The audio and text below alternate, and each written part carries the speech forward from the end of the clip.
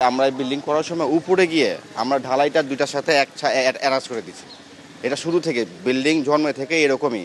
এখন মানুষ ভূমিকম্প হওয়ার পর উপরের দিকে তাকাইতেছে, উপরে ফাঁকা ছিল, আসলে কিছুই না। এটা প্লাস্টার উপরে একেবারে বন্ধ করে দিয়েছি, উপরে একটা আস্তর দেওয়া আছে, ময়লা যেন নিচে না যায় ওটার জন্য একটা প্লাস্টারও দিয়ে দিচ্ছি আমরা। দুই বিল্ডিং এর গ্যাপের ওখানে বৃষ্টির পানি পড়তো, আমরা ওখানে আস্তর দিয়ে রাখছিলাম।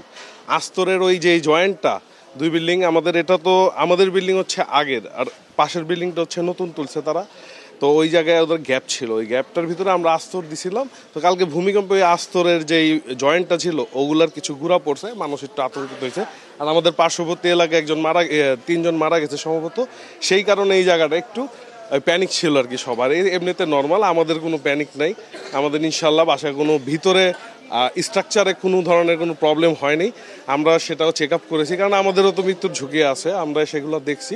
কোনো ধরনের কোনো স্ট্রাগল ত্রুটি নাই আর কি। ভিতরে যে স্ট্রাগল ওগুলা সব কিছু ঠিক আছে। এখন পর্যন্ত আমাদের ভাড়াটিয়ারা কিছুই বলেনি। আমাদের একেবারে টপ ফ্লোরে শুধু একজন ভাড়াটিয়া আছে, পুরো বিল্ডিংয়ে হচ্ছে আমরাই থাকি, আমরা বহিরাগত নেই। আর দোতলায় আমাদের একটা অফিস আছে।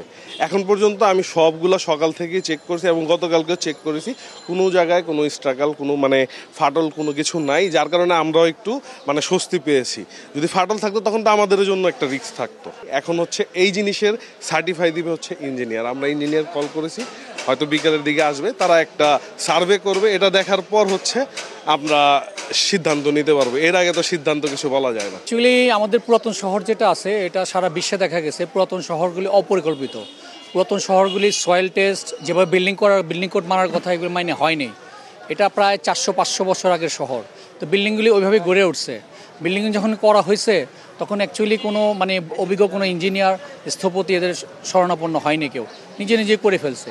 তো এখন ঘনবসতি হয়ে যাওয়ার কারণে এখন পুরাতন যে বিল্ডিংগুলি আছে এগুলি একটু ঝুঁকির মধ্যে পড়ে গেছে। তো এখন এই ঝুঁকির যে সমস্যাগুলি আছে এগুলি সমাধান করার জন্য আমাদেরকে একটা কাজ করতে হবে। সেটা হলো যে সবার আগে যান এবং মাল দুইটাকে আগে সেভ করতে হবে। সেভ করার পরে অভিজ্ঞ যারা ইঞ্জিনিয়ার আছে ওদেরকে দেখাতে হবে যে এই বিল্ডিংটা কতটুকু ঝুঁকিপূর্ণ।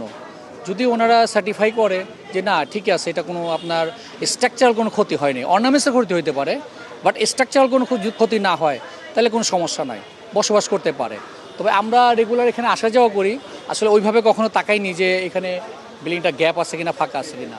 তবে বাস্তবিকে যা দেখছি, নিচে যদি সমান থাকে, উপরে প্রায় 1 ফিট ফাঁকা হয়ে গেছে। দ্যাট মিনস বিল্ডিংটা পশ্চিম দিকে ধাবিত হচ্ছে, বা যে কোনোভাবে পশ্চিম দিকে ক্র্যাক হইতে পারে।